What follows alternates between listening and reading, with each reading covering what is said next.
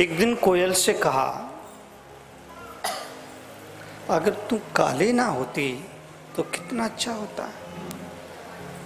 इंसान ने कोयल से कहा, अगर तू काली ना होती तो कितना अच्छा होता। फिर गुलाब से कहा, अगर तुझ में कांटे ना होते तो कितना अच्छा होता। इंसान ने कोयल से कहा, अगर तुम काली ना होती तो कितना अच्छा होता। फिर गुलाब से कहा, अगर तुझ में कांटे ना होते तो कितना अच्छा होता। फिर सागर से कहा, अगर तेरा जल खारा ना होता तो कितना अच्छा होता। फिर चांद से कहा, अगर तुझ में दाग ना होता तो कितना अच्छा होता।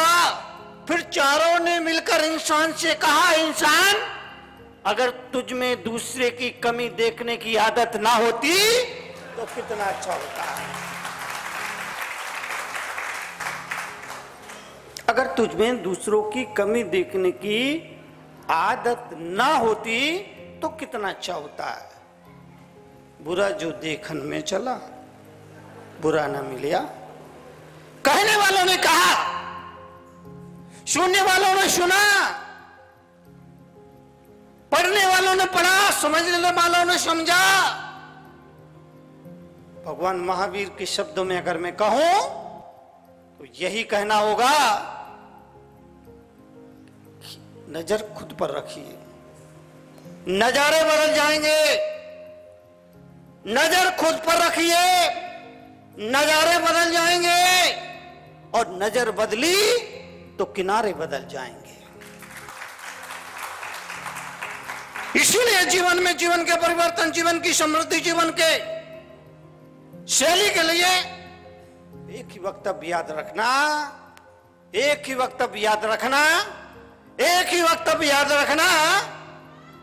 जब भगवान के दर्शन करने मंदिर जाते हैं और दर्शन करते हैं, स्तुति करते हैं, प्रार्थना करते हैं, और प्रार्थना में ये कहते हैं, सार्थक प्रार्थना करो, जीवंत प्रार्थना करो, मुर्दा प्रार्थना मत करो। जिन प्रार्थनाओं में प्राण नहीं है ऐसी प्रार्थना मत करो। सार्थक प्रार्थना करो और प्रार्थना में कहो, मेरा मालिक तुम आंसुओं को इतना महंगा कर दे कि किसी की आंखों में ना आ सके।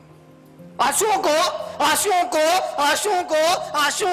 इतना महंगा कर दे किसी की आंखों में ना आ सके, और हंसी को इतना सस्ता बना दे हर ओंठों पर आसन जमा सके। याद रखिएगा, सादगी से बड़ा कोई श्रृंगार नहीं होता। सादगी से बड़ा कोई श्रृंगार नहीं होता, और विनम्रता से बड़ा कोई व्यवहार नहीं होता।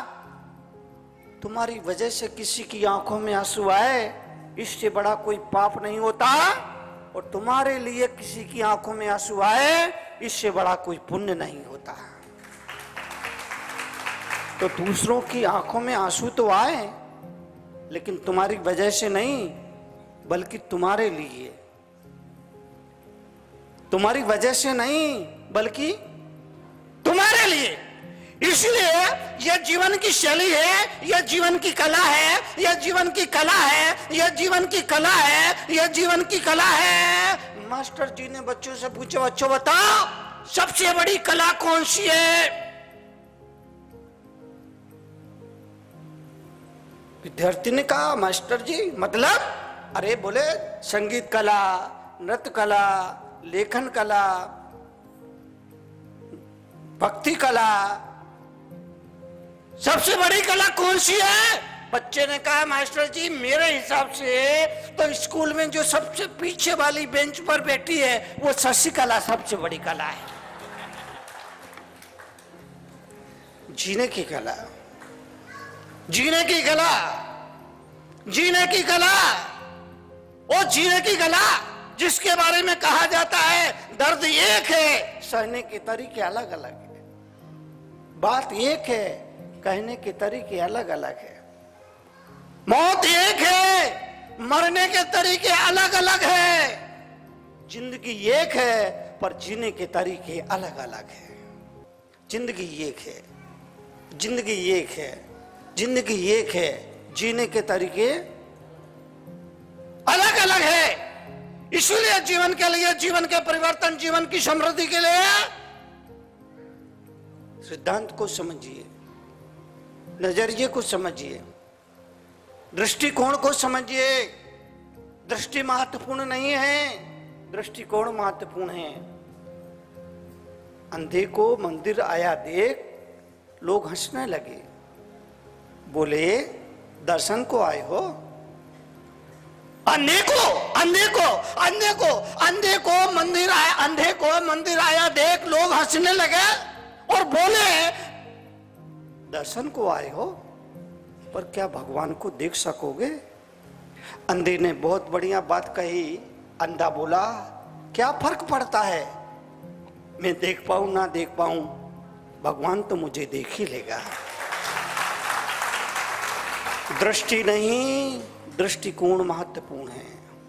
दृष्टि नहीं, महावीर ने कहा, जब वो सम्यक दृष्टि होने की बात करते हैं तो महावीर ने कहा दृष्टि नहीं, दृष्टिकोण महत्वपूर्ण है। इसलिए आपसे कहूंगा, एक भाई मुझसे आके बोले मुनि जी जैन क्या गंगा को नहीं मानते?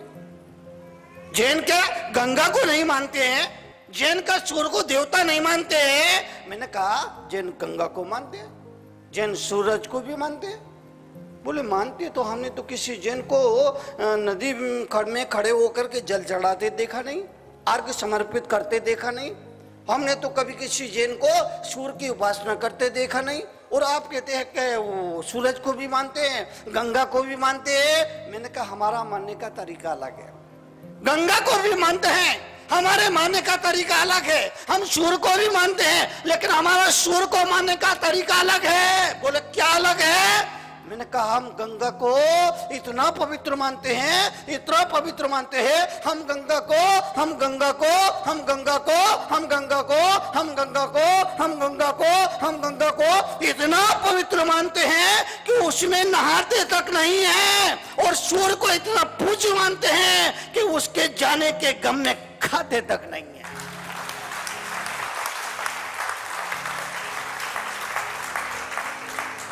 हम गंगा को इतना पवित्र मानते हैं, उसमें नहाते नहीं, शरीर का मैल नहीं छोड़ते हैं, पाँव नहीं डालते हैं। हम गंगा को इतना पवित्र मानते हैं, उसमें नहाते तक नहीं है। और सूर्य को इतना पूज्य मानते हैं, उसके जाने के गम में खाते तक नहीं है। मैंने कहा ये मान्यता है। नदी का जल उठाया, नदी में चढ़ा दिया, इसमें तुम्हारा क्या गया? अरे अपना जल भी चढ़ाते घर का तो कोई बात थी, नदी का उठाया, नदी में चढ़ा दिया, इससे क्या हुआ? जीवन का दृष्टिकोण, दृष्टि महत्वपूर्ण नहीं है, दृष्टि महत्वपूर्ण नहीं है, दृष्टिकोण महत्वपूर्ण है। और याद रखना, नजर का ऑपरेशन तो हो सकता है, पर नजरिए के ऑपरेशन नजर का ऑपरेशन हो सकता है। नजरिया का ऑपरेशन कोई डॉक्टर नहीं कर सकता है। नजरिया का ऑपरेशन गुरु के चरणों में जाने के बाद ही होता है, संत के सानिध्य में आने के बाद ही होता है। और याद रखना, जीवन में महत्वपूर्ण नजरिया बदले, नजरिया बदले, नजरिया बदले, सामने वाला नहीं बदलेगा। सामने वाला बोलो, सामने वाला नहीं बदलेगा। अभी क्या हो रहा है? सास ने कसम खा रखी इस बहू को ना बदला तो मेरा नाम फूलन देवी नहीं। सास ने कसम खा रखी इसको ना बदला मेरा नाम फूलन देवी नहीं। और बहू ने कसम खा रखी है मैंने भी अपनी माँ का दूध पिया है, दुनिया इधर से उधर हो जाए लेकिन मैं टच से मस होने वाली नहीं हूं। अब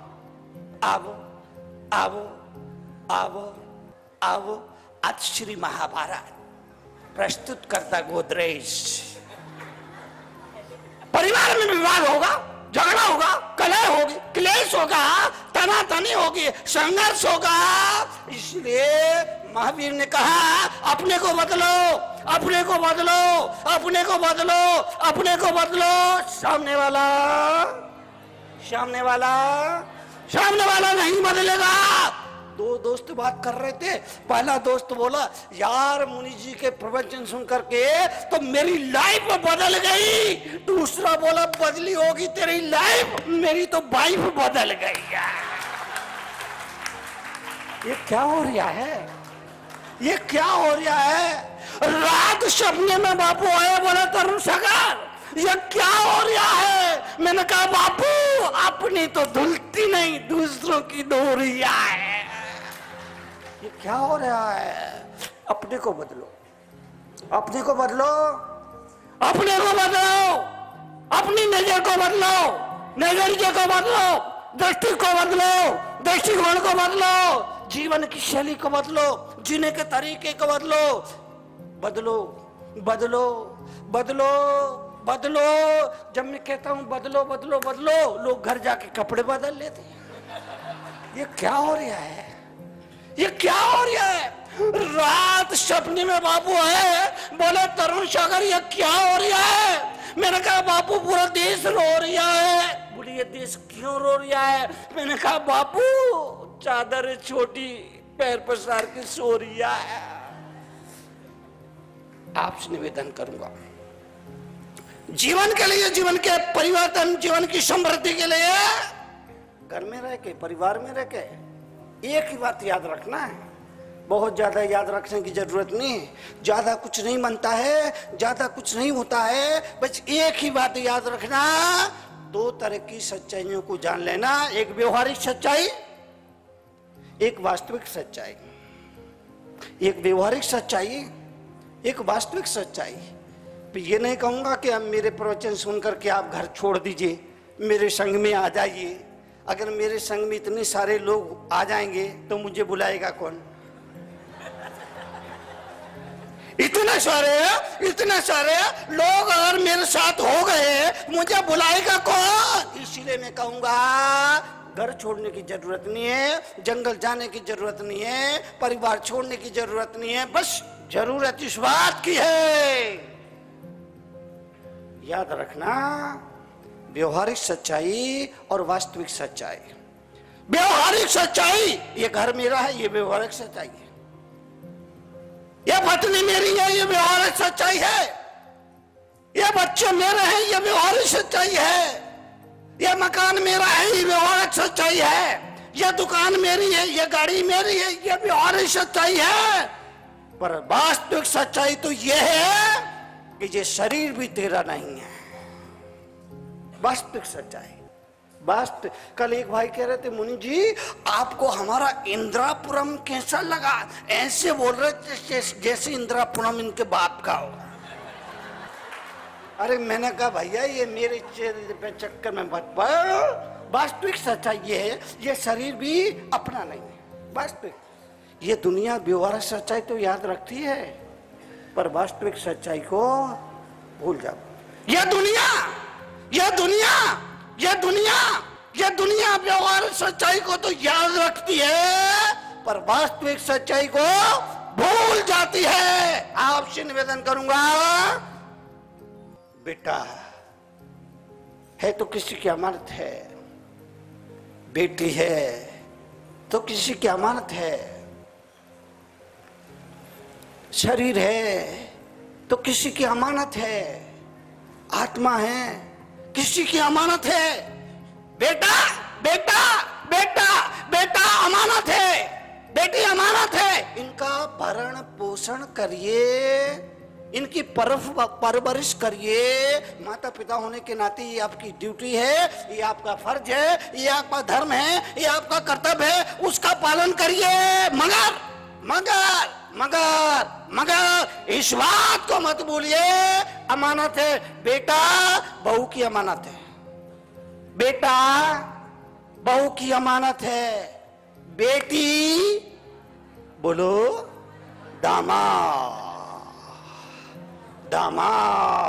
एक दिन मैंने सोचा ये दामाद को सबसे ज्यादा इज्जत क्यों दी जाती है? दामाद को सबसे ज्यादा सम्मान अगर किसी को मिलता है वो दामाद होता है। सबसे सबसे सबसे ज्यादा इज्जत, सबसे ज्यादा सम्मान अगर किसी को मिलता है वो दामाद होता है। मैंने विचार किया, चिंतन किया, दामाद को इतना इज्जत क्यों दी जाती है, दामाद को इतना सम्मान क्यों दिया जाता है। बाद में मुझे समझ में आया कि कोई तुम्हारी परेशानी को ले जाए तो उसको इज्जत तो मिलेगी ना, उसको इज्जत तो मिलेगी ना। मत भूलो, मत भूलो, मत भूलो, मत भूलो, बेटा बहू की अमानत है, एक दिन बेटा बहू का हो जाएगा। अभी से मान के चलो तो कल दुख नहीं होगा, अभी से मान लो तो कल दुख नहीं होगा, अभी से मान लो तो कल दुख नहीं होगा। बेटा बहू की अमानत है, बेटी दामाद की अमानत है, शरीर शमशान की अमानत है और आत्मा परमात्मा की अमानत है। अमानत है।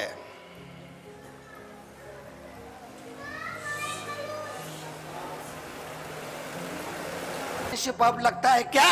मैंने कहा हाँ बेटे, किसी का दिल दुखाओगे जरूर पाप लगेगा। बोले कल तुम जाओगे, हमारा दिल दुखेगा, तुमको पाप लगेगा।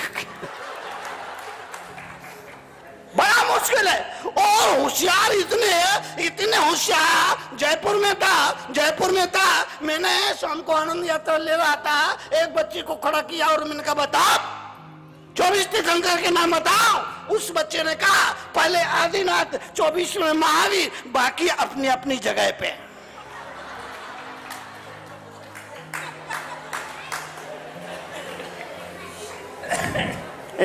बाढ़ में जाए तरुण सागर का प्रवचन है, बच्चों का अपना आनंद होता है। मैं आपसे निवेदन कर रहा था, जीवन के लिए, जीवन का परिवर्तन, जीवन की समृद्धि के लिए बस घर में परिवार में रहते हुए इतना ही याद रखिए, एक व्यवहारिक सच्चाई है, ये जो भी दिख रहा है ये हमारा है, आपका है, पर वास्तविक सच्चाई यशास्त्र ने काम वपुषा पिशार्दम तस्यास्ति किम पुत्कलत्तमित्तम। वास्तविक सच्चाई यह है, ये शरीर भी बोलो अपना नहीं है, आप अकेला अवतरे। हाँ हाँ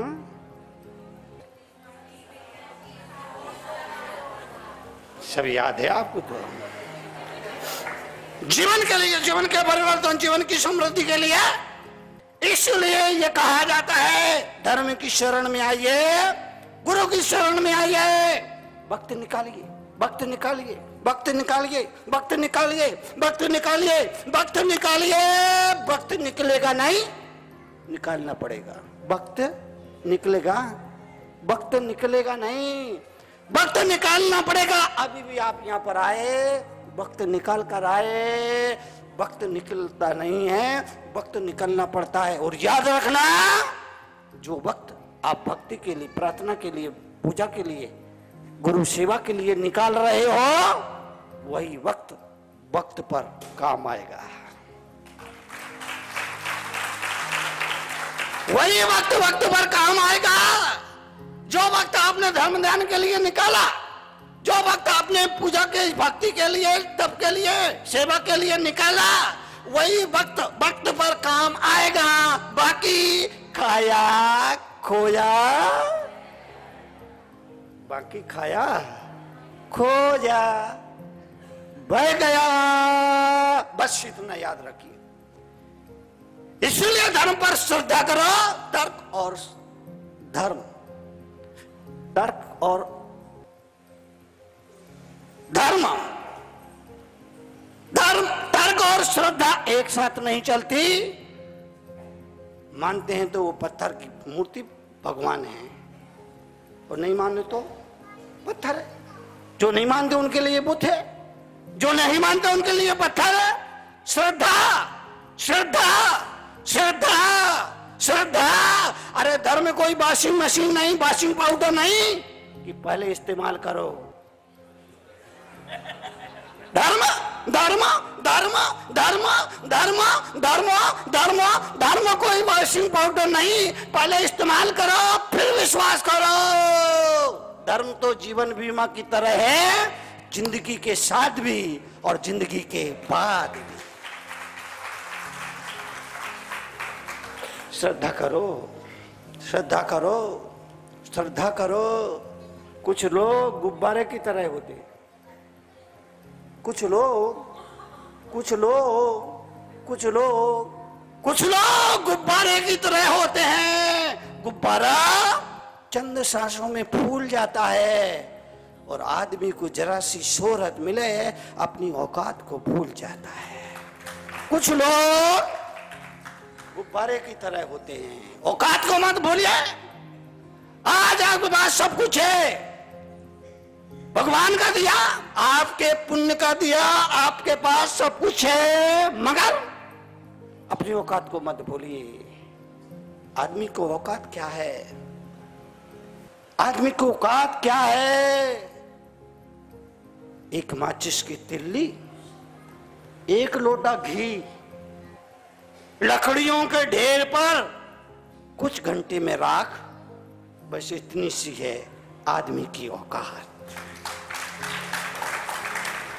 एक माचिस की तिल्ली, एक लोटा घी, लकड़ियों के ढेर पर कुछ घंटे में सब राख, बस इतनी सी है आदमी की औकात। एक आदमी अचानक मर गया, परिवार के नाम अपनी सारी जिंदगी कर गया। कहीं रोने की शुभगुहाट तो कहीं फुसफुसाहट, और जल्दी करो कौन रोएगा सारी रात।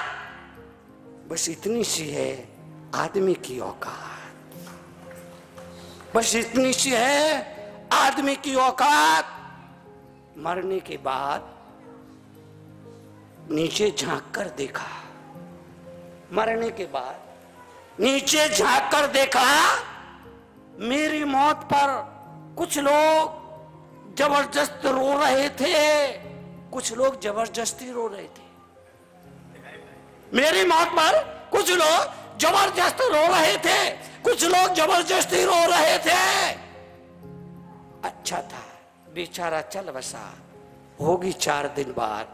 बस इतनी सी है आदमी की औकात।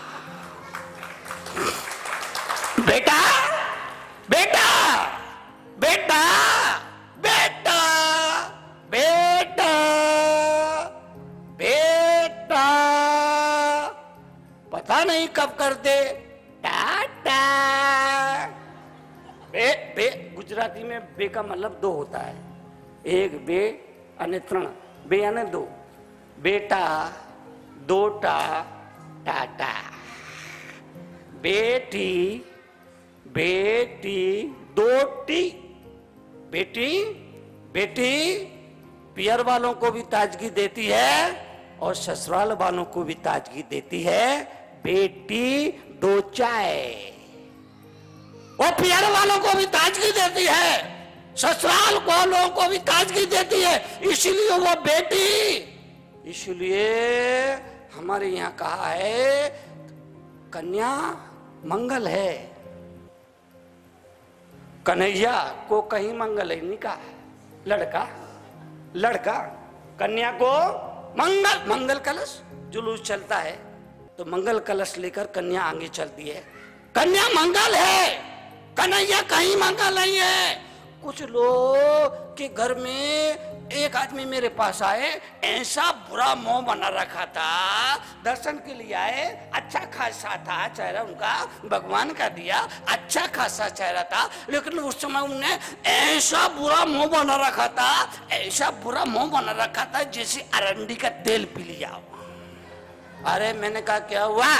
बोले मुनि जी आज मेरे घर एक बेटी पैदा हुई है। अरे मैंने कहा क्या हुआ? तो अच्छा है बेटी है, तेरे घर लक्ष्मी आई है। बोले एक लक्ष्मी पहले से थी, एक लक्ष्मी पहले से थी। तो मैंने कहा सरस्वती आई। बोले सरस्वती भी पहले थी। अरे मैंने कहा लक्ष्मी, सरस्वती और दुर्गा, ये तीनों देवियां तेरे पास आ गई, अब चिंता की बात नहीं है। कुछ लोग बेटा पैदा होते हैं तो ऐसे खुश होते हैं जैसे तारने वाला आ गया। ओ अब तारने वाला आया या मारने वाला, ये तो वक्त बताएगा। तारने वाला आया या मारने वाला है, ये तो वक्त ही बताएगा। हरियाणा विधानसभा में मेरा प्रवचन हुआ, मैंने कहा था कि वहां पर कहा कि 1000 पुरुषों के पीछे 951 स्त्रियां रह गई है, कन्याएं रह गई है। 951 सरकारी आंकड़े बताते हैं 1000 पुरुषों के बीच में पीछे 951 स्त्रियां रह गई है। अब क्या होगा? अब क्या होगा? अब क्या होगा? अब क्या होगा? 49 लोगों को तो कुंवारा रहना ही पड़ेगा। 49 लोगों को तो कुंवारा रहना ही पड़ेगा। उसमें से एक तरुण सागर को निकाल भी दो, सही है ना? उसमें से मैंने कहा विधानसभा में, हरियाणा विधानसभा एक तरुण सागर को निकाल भी दो, तब भी ये फर्क तो होगा। समाज में विचार बढ़ेगा, अफरा तफरी बढ़ेगी, संघर्ष बढ़ेगा। इसलिए कन्या भ्रूण हत्या जो बहुत बड़ी समस्या देश और दुनिया के लिए, और उसके लिए जिम्मेदार पढ़ी लिखी माताएं, गरीब नहीं है, अनपढ़ नहीं है, पढ़ी लिखी शिक्षित माताएं हैं। आज उनका शरीर तो स्त्री का है लेकिन दिल स्त्री का नहीं है, इसलिए समस्या पैदा हो रही है। आने दो, आने दो, आने दो। वो अपनी किस्मत को खाएगी, अपनी किस्मत का पाएगी। हम आप कौन होते हैं? सब अपने अपने भाग को लेकर आते हैं, अपनी अपनी। ये वो देश है जहां गर्भ कल्याणक मनाया जाता रहा है, और आज गर्भपात एक प्रचल और घर घर स्लॉटर हाउस खुलने गए। ये चिंतनीय विषय है। इसलिए जीवन के लिए, जीवन के परिवर्तन, जीवन की समृद्धि, एक ही बात याद रखना, दिल से पुकारो, दिल से पुकारो, दिल से पुकारो, दिल से पुकारो, दिल से पुकारो, दिल से पुकारो, दिल से पुकारो। पुकार कभी बेकार नहीं जाती। अगरबत्ती 2 तरह की होती है, एक तो भगवान को बुलाने के लिए, एक मच्छर। अगरबत्ती 2 तरह की होती है, एक भगवान को बुलाने के लिए और एक मच्छर को भगाने के लिए। तकलीफ ये है भगवान आता नहीं है और मच्छर तकलीफ ये है भगवान आता नहीं है और मच्छर मेरे कमरे में किसी ने गुड नाइट लगा दिया। मैंने देखा आज 4 मच्छर उसी गुड नाइट पर बैठे थे और मीटिंग कर रहे थे, आज हमला किस पे करना है। मिलावट का जोर है ना, मिलावट इस कदर बढ़ गई। मिलावट केवल खाद्य पदार्थों में और दवाइयों में नहीं है, आदर्शों और विचारों में भी मिलावट है। मिलावट मिलावट मिलावट केवल खाद्य पदार्थों और दवाइयों में नहीं है, बल्कि आदर्शों और विचारों में भी मिलावट है। आप जा रहे चौराहे पर पहुंचे, सामने से आपका एक मित्र आया, आपने उसके पास गए, हाय हालो किया, आपने कहा भाई साहब कभी घर आना। वो बोला हाँ हाँ जरूर आएंगे। अब ना तुमको बुलाना है ना उसको आना है, ना तुमको बुलाना है और ना उसको। विचारों में भी मिलावट है, विचारों में भी मिलावट है। और मिलावट इस कदर बढ़ गई कि जिंदा रहने के लिए भोजन तो बहुत दूर की बात है, मरने के लिए शुद्ध जहर तक नहीं मिल रहा। मिलावट इस कदर बढ़ गई, मिलावट मिलावट मिलावट इस कदर बढ़ गई कि जीने के लिए शुद्ध भोजन तो दूर की बात रही, मरने के लिए शुद्ध जहर तक नहीं मिल रहा है। एक आदमी जिंदगी से परेशान हो गया, सोचा इस बदतर जिंदगी से बेहतर है कि मर जाऊं। ये सोच करके दुकान गया, जहर लाया, जहर को भोजन में मिलाया, जहर मिला भोजन खाया, सो गया, सुबह आराम से उठा, सुबह आराम से उठा, मतलब उस जार में मिलावट थी। उसे लगा भगवान नहीं चाहते कि मैं मर जाऊं, इसलिए जिंदगी है तो खुश खुश खुश होना चाहिए, खुशी मनाना चाहिए। अगले दिन गया, 4 पेड़े लेकर आया खुशी के लिए, 4 पेड़े खाकर सो गया, आज तक नहीं उठा। मतलब उसमें मिलावट थी। आपसे निवेदन करना चाहता हूं, अपने हिसाब से जियो, अपने हिसाब से जियो, अपने हिसाब से जियो। लोगों का क्या, लोग ये बच्चों को संभालो भाई, किसके लावारिस हो तो मेरे संग में भर्ती करो, पकड़ो इसको, किसका है, किसका है भाई? देखो ये महिलाएं बैठी है, कोई नहीं बोल रही। संभालो संभालो, क्या बोल रहा था? 10 मिनट बाद तो मेरी मशीन गर्म होती है और फिर वो ठंडी हो जाती है। क्या बोल रहा था? नहीं, मिलावट तो हो गया। अपने हिसाब से जियो, लोगों की सोच का क्या, वो तो बदलती रहती है। दूध में मक्खी गिरे तो दूध फेंक देते हैं और घी में मक्खी गिरे, लोगों की सोच का क्या, वो तो बदलती रहती है। दूध में मक्खी गिरे तो दूध फेंक देते हैं और घी में मक्खी गिरे तो मक्खी फेंक देते हैं। लोगों की सोच का क्या, जान लेकर जयंती मनाना ये दुनिया का पुराना रिवाज है। मत भूलो, मत भूलो, जान लेकर जयंती मनाना, जान लेकर जयंती मनाना ये दुनिया का पुराना रिवाज है। जीते जी यश और प्रशंसा किसी को नहीं मिलती। जीते जी महावीर को नहीं मिली, बुद्ध को नहीं मिली, राम को नहीं मिली, कृष्ण को नहीं मिली।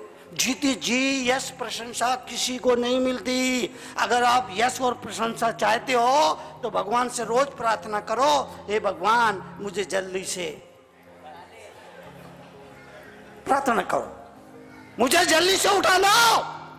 जीते जी यश प्रशंसा कभी किसी को नहीं मिला।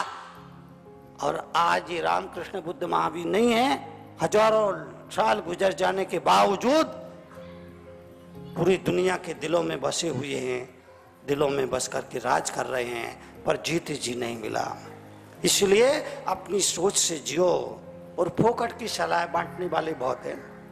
फोकट फोकट, राम जैसे जेठमलानी के पास सलाह लेने जाओ तो हजारों रुपए लगेंगे, लाखों, बाप रे बाप। राम मलानी जेठ मलानी, राम जेठमलानी जैसे वकील जेठमलानी, पूरा नाम क्या है? हाँ तो वही तो बोल रहा हूं मैं, क्या राम जेठमलानी जैसे वकील के पास सलाह लेने जाओ, लाखों रुपए लेता है। तुम फोकट में क्यों देते? सलाह देने वालों की कमी नहीं। एक आदमी ने दुकान खोली, मिठाई की दुकान, मिठाई की दुकान खोली, बोर्ड लगा दिया हमारे यहाँ ताजी मिठाइयाँ मिलती है। अगले दिन एक रायचंद आ गए, बोले हमारे यहाँ, इसका क्या मतलब? जब मिठाइयाँ मिल रही है, लोग खरीद रहे हैं, मिठाइयाँ ले जा रहे हैं, तो ये हमारे यहाँ क्या होता है? इसकी क्या जरूरत है? बोले क्या करूं? बोले मिटा इसको, हमारे यहाँ मिटा। उसने मिटा दिया। अब था ताजी मिठाइयाँ मिलती है। अगले दिन फिर एक रायचंद आ गए, बोले तुम बासी भी बेचता है? बोले तुम बासी भी बेचता है? बोले नहीं, हम तो हमेशा ताजी बेचते हैं। तो बोले ये ताजी लिखने की क्या जरूरत? ये ताजी मिठाइयाँ मिलती है, ताजी लिखने की क्या जरूरत? बोले मिटा। डाउट होता है लोगों को, डाउट होता है, बोले मिटा। उसने मिटा दिया। अब थी मिठाइयाँ मिलती हैं। फिर एक रायचंद आ गए, बोले जब मिठाई है तो आएगा जो ग्राहक, तो ये शोकेस को देखेगा या ऊपर देखेगा? बोले शोकेस को देखेगा, बोले अगर उसमें मिठाइयां दिख गई तो ऊपर लिखने की क्या जरूरत है, क्या जरूरत है? बोले क्या करूं साहब? बोले मिटा इसको, मिटा। उसने मिटा दी, अब रहा, मिलती है, मिलती है। अगले दिन फिर एक रायचंदा गए, बोले उधार मिलती है कि नगद? उधार मिलती है कि नगद मिलती है? बोले नहीं, उधार क्यों मिलेगी, नगद मिलती है। तो बोले मिलती क्यों लिखा फिर? इससे लोगों को डाउट होता है कि उधार भी मिलती है क्या? बोले नहीं, नगद। बोले मिटा इसको, मिटा दिया, अब रहा है। अगले दिन फिर एक रायचंदा गए, बोले जब शटर खुला है, तराजू है, बाट है और तू खड़ा है, मिठाइयां भी रखी है, फिर हाय का क्या मतलब, हाय का क्या मतलब? बोले क्या करूं? बोले मिटा इसको। पूरा साइन बोर्ड साफ, यहां तक तो फिर भी एक ठीक था। अगले दिन फिर एक रायचंदा गए, बोले बेवकूफ, इतना बढ़िया साइन बोर्ड खाली पड़ा है, बोले क्या करूं? बोले इस पे लिख हमारी यहाँ ताजी मिठाई।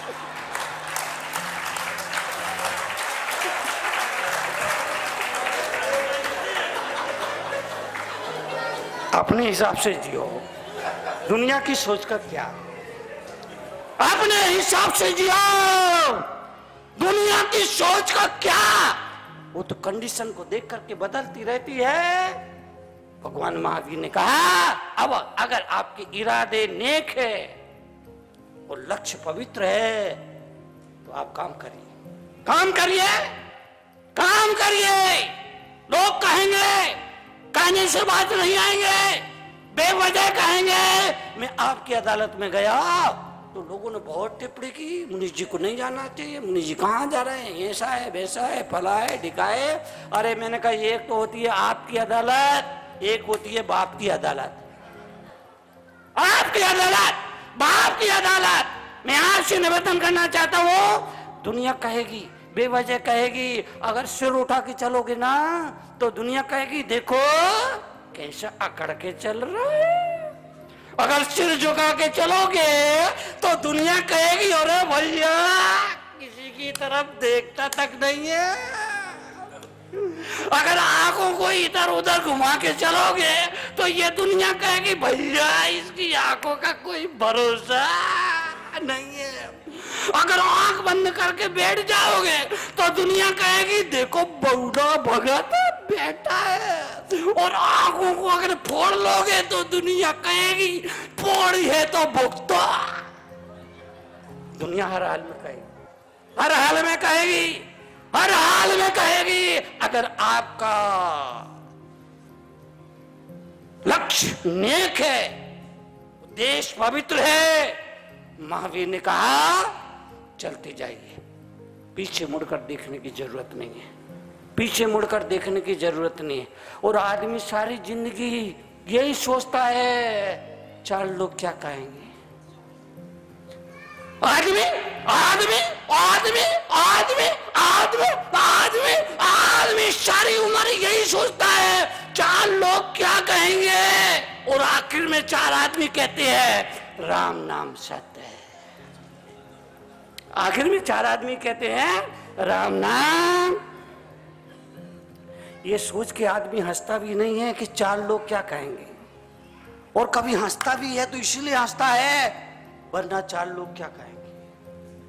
बात को समझना, बात को समझना, बात को समझना।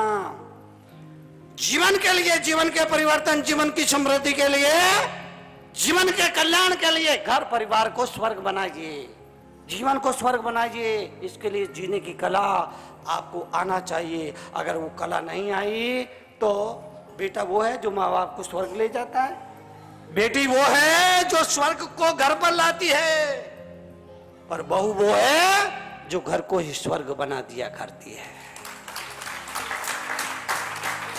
इसलिए महिलाओं पर बहुत बड़ी जिम्मेदारी है।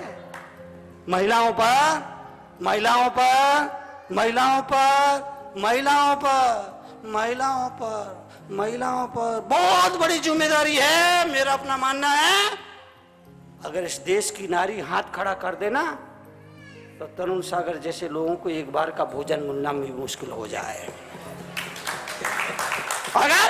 अगर इस देश की नारी हाथ खड़ा कर दे तो तरुण सागर जैसे लोगों को एक बार का भोजन मिलना भी मुश्किल हो जाए। इसलिए नारी हर हाल में भारी, नारी हर हाल में भारी, पुरुष सदा उसका आभारी। नारी हर हाल में भारी, पुरुष सदा उसका आभारी। कहते हैं औरत का अपना कोई घर नहीं होता।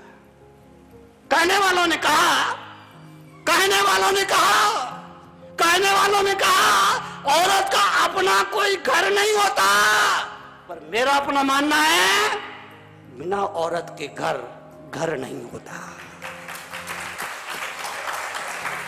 बिना औरत के घर नहीं होता। इसलिए कहने को यह समाज भले ही पुरुष प्रधान हो, लेकिन बोलबाला तो देवियों आपका ही है। कहने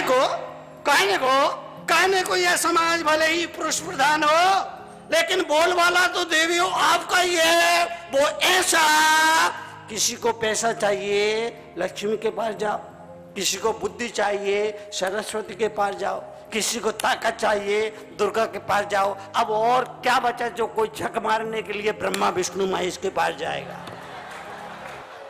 देवियों बोलबाला तो आपका ही है। राम का नाम लेना है तो पहले बोलो सीताराम। कृष्ण जी का नाम लेना है तो पहले बोलो राधे श्याम। वो तो अच्छा हो शिव जी ने पार्वती को पीछे रखा, नहीं तो ये हमारे प्रधान जी बैठे, इनका पता नहीं क्या होता। बोलबाला तो आपका ही है।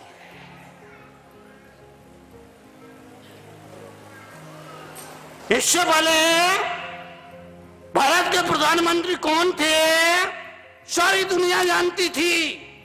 इससे पहले भारत के प्रधानमंत्री कौन थे सारी दुनिया जानती थी, पर उन प्रधानमंत्री को चलाता कौन था? सही है बा। बोलबाला तो देवियों आपका ही है। 50 रुपए का घड़ा, नारी हर हाल में बड़ी है। 50 रुपए का घड़ा और 1000 रुपए की घड़ी है।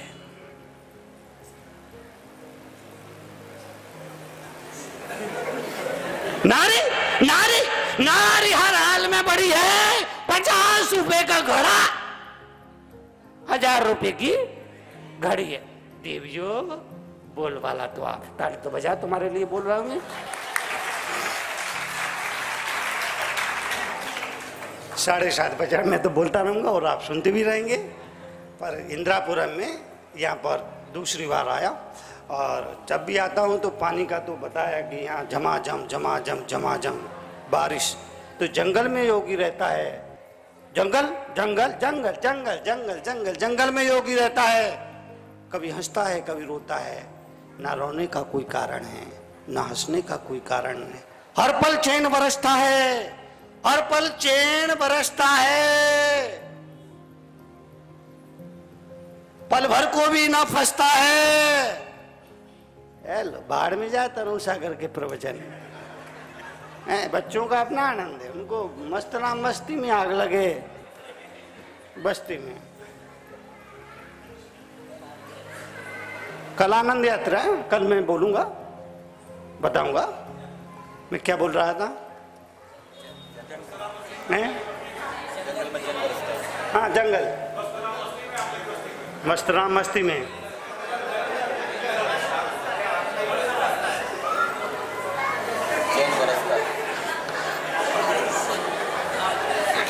चलिए मैं बात बोलने वाला था पर अब नहीं बोलूँगा, समय की अपनी सेवा, मेरा मौन का वक्त हो गया। आपने बड़ी प्रेम से सुना और समाज के हमारे भाई लोगों ने बहुत ही भव्यता के साथ सारी व्यवस्थाएं वगैरह की है, अच्छा है।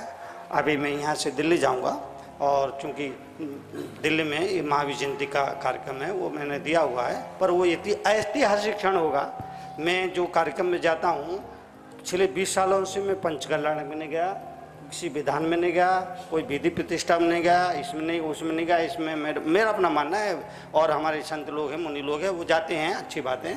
मैं वहाँ जाता हूँ जहाँ पर जाने के बाद ये दुनिया ये समझे दिगंबरत्व क्या है, दिगंबर मुनि क्या है, दिगंबर चर्या क्या है, क्योंकि ये बताना जरूरी है। वरना आचार्य शांति सागर जी महाराज लाल किले के सामने जाकर के फोटो खिंचवाते, कहते भाई फोटो खींचो। लोगों ने कहा महाराज को फोटो खिंचवाने का बड़ा शौक, फिर उन्होंने कहा ये मैं अपने लिए नहीं, ये इतिहास है। इतिहास है कि दुनिया कल देखेगी कि लाल किले के सामने से दिगंबर मुनि निर्द्वंद विचरण करता था, उनके विचरण पर कोई रोक नहीं थी, इसीलिए वो जाते थे। तो मैं ऐसी विधानसभा में जाऊंगा। अभी आपकी अदालत में मैं गया, करोड़ों लोग देखेंगे। जिन लोगों ने विरोध किया 99% तो इसकी कहते हैं ऐतिहासिक घटना है। 1% ऐसे भी थे जिन्होंने विरोध दर्ज कराया, कोई बात नहीं, उनको विरोध करने का हक है, मुझे कोई तकलीफ नहीं है, कोई परेशानी नहीं है, वो अपनी काम करते, मुझे अपना काम करना है।